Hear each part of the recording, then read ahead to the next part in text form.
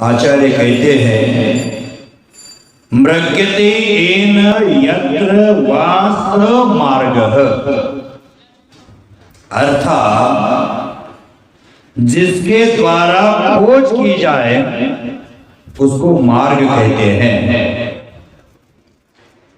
जिस मार्ग के द्वारा अनादिकालीन संसार में हम जिस वस्तु को भूल चुके हैं उसका परिज्ञान किया जाए, जिस मार्ग से हम उस आत्म तत्व की प्राप्ति कर लेंगे, उस मार्ग की यहां चर्चा की है। धन, दौलत, नाम, शोहरत प्रकट करने वाले मार्ग का यहां जिक्र नहीं किया। मोक्ष मार्ग, सत्य मार्ग, अहिंसा का मार्ग, शाश्वत मार्ग, निष्कल्याण के मार्ग की यहां चर्चा की है कि जिसके माध्यम से आत्मा शुद्ध बने, सिद्ध बने, उस मार्ग की चर्चा है।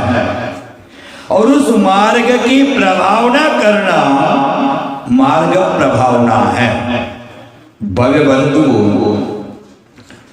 जैनाचार्य रविसेन महाराज श्री ने ग्रंथराज पद्म पुराण में बहुत सारे प्रसंगों का वर्णन किया है और उन प्रसंगों में एक प्रसंग है रावण की भक्ति का।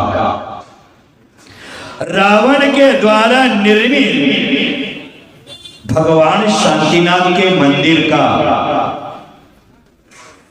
और उस मंदिर में वीतरागी जिनेंद्र देव विराजमान है और उस मंदिर का निर्माण,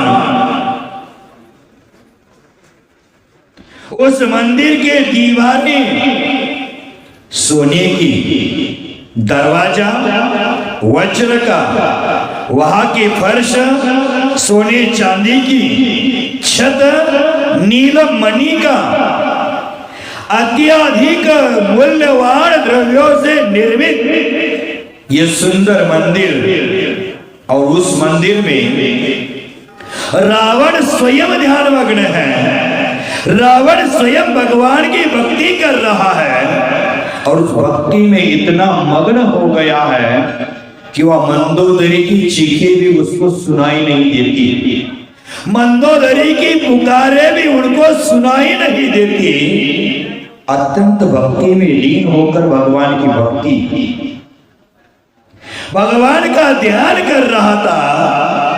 लेकिन जैनाचार्य कहते हैं कि रावण का वह ध्यान धर्म ध्यान नहीं था।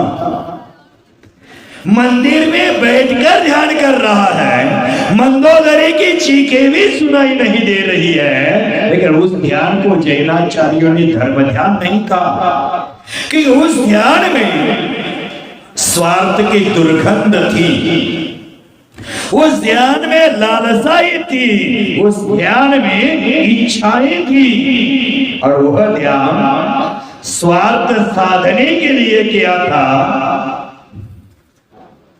वह ध्यान धर्म प्रभावना नहीं कर सका, वह ध्यान मिथ्यात्व की पुष्टि करके धर्म की अप्रभावना का निमित्त बन गया। विगत 10 दिनों में, 16 दिनों में, भादो के मास में हम धर्म प्रभावना का आधार लिए हुए हैं। लेकिन जैनाचार्य समंतभद्र स्वामी प्रभावना अंग का स्वरूप बताते हुए कहते हैं, अज्ञान तिमिर व्याप्ति मपाकृत यथा यथम जिन शासन महात्म्य प्रकाश शास्त्रभावना। प्रभावना किसको कहते हैं? बड़ा बड़ा पंडाल लगाना, मंदिर में लाइट की रोशनी करना, बड़े बड़े बाजे गाजे बजवाना, ये प्रभावना नहीं है।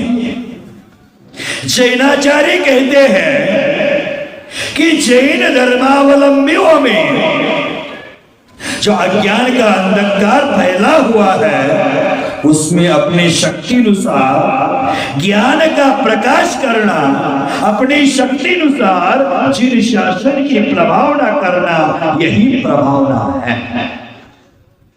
भव्य बंधुओं, कोई उपवास करके, कोई व्रतादि का पालन करके, कठिनाति कठिन दुर्धर तपस्या करके, कोई पूजा विधान दान देकर जो प्रभावना करता है जिन शासन की, उसको जैनाचार्यों ने प्रभावना कहा है।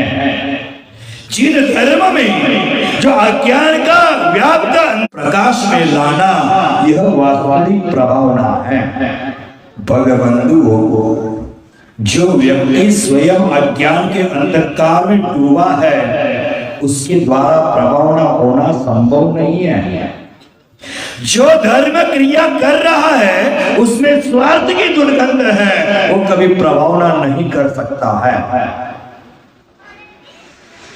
आचार्य भगवान कहते हैं कि रावण ने इतना विशाल काय अमूल्य द्रव्य निधि खर्चा करके मंदिर कर लिया, 16 दिन तक धर्म ध्यान कर रहा था, 16 दिन तक ध्यान कर रहा, लेकिन वह ध्यान प्रभावना का नहीं, अप्रभावना का कारण बन गया।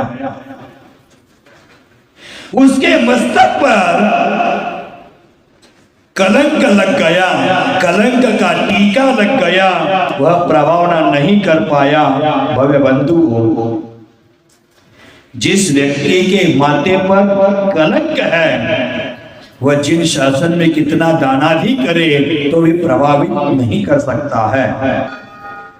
जो प्रभावना रावण ने 16 दिन तक ध्यान करके नहीं की, उससे कई गुना अधिक प्रभावना त्रियंच गति के जटायु पक्षी ने की थी।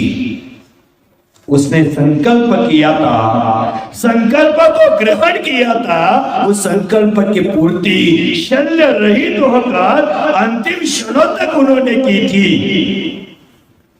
सीता की करुणामय आवाज सुनी, त्राही माम, ये आवाज सुन करके सीता की सहायता करने के लिए वह जटायु पक्षी रावण से भी लड़भीड़ पड़ा। उसको पता था रावण से लड़ाई करना माने हाथी और चींटी की लड़ाई है। रावण का एक प्रहार ही मेरे जीवन लीला समाप्त कर सकता है, यह जटायु पक्षी जानता था। फिर भी वह अनीति के विरुद्ध लड़ता रहा, अपने व्रतों का निर्दोष पालन करता रहा और अपने प्राणों को त्याग दिया। यही सच्ची प्रभावना है। रावण को उस जटायु पक्षी से शिक्षा लेनी चाहिए और हमें भी उस जटायु पक्षी के निर्दोष व्रत पालन के माध्यम से कुछ सीखना चाहिए।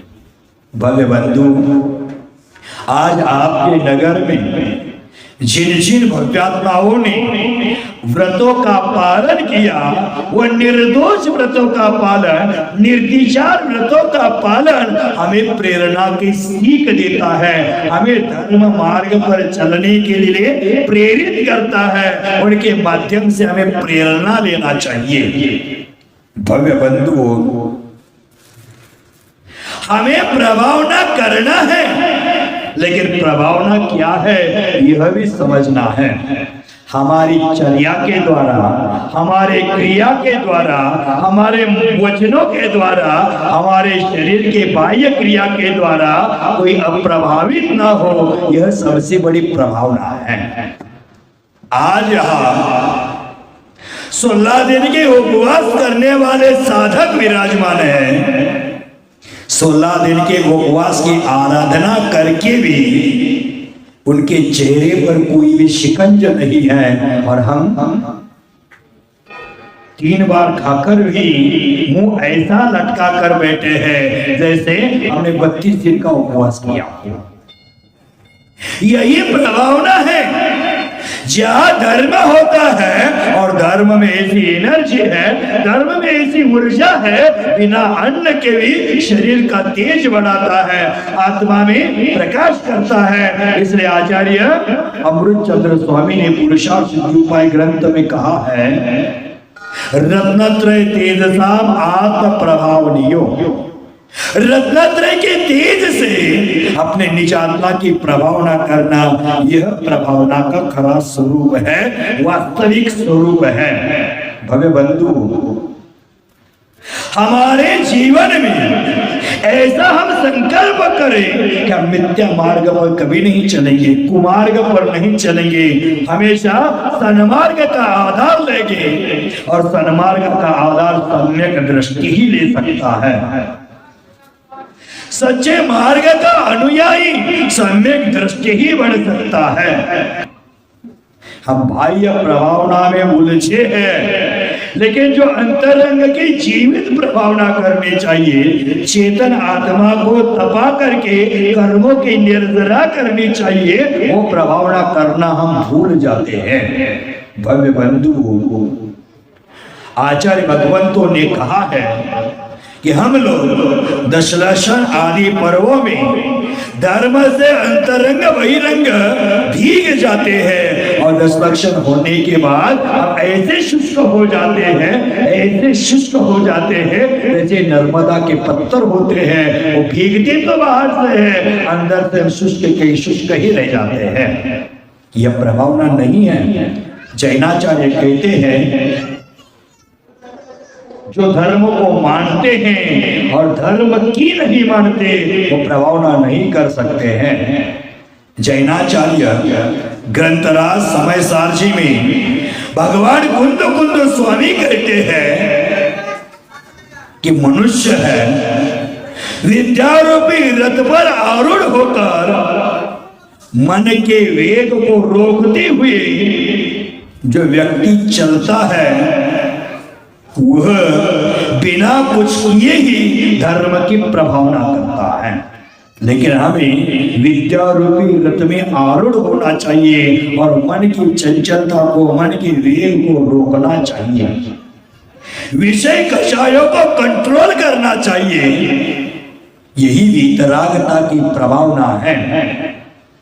आज तक हम राग द्वेष की प्रभावना करते आए, लेकिन वीतरागता की प्रभावना आज तक हम नहीं कर पाए। भव्य बंधु, भगवान महावीर स्वामी हो, ऋषभनाथ हो, अनंत काल में अनंत 24 हुई है वह हो, लेकिन किसी भी तीर्थंकरों ने स्वयं की प्रभावना करने के लिए कहा नहीं है। उनकी प्रभावना स्वयं हो गई है। भव्य बंधु,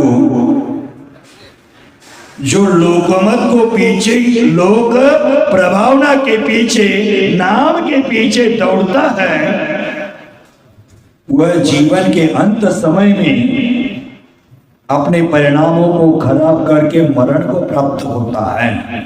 और जो नाम और धन दौलत से दूर जाता है, वह समाधि युक्त मरण करके अपनी आत्मा का कल्याण कर लेता है। हम व्रत करते हैं, धर्म करते हैं, लेकिन देखा देखी करते हैं। देखा देखी व्रत नियम करना कोई जिन शासन का व्रत नहीं कहलाता है।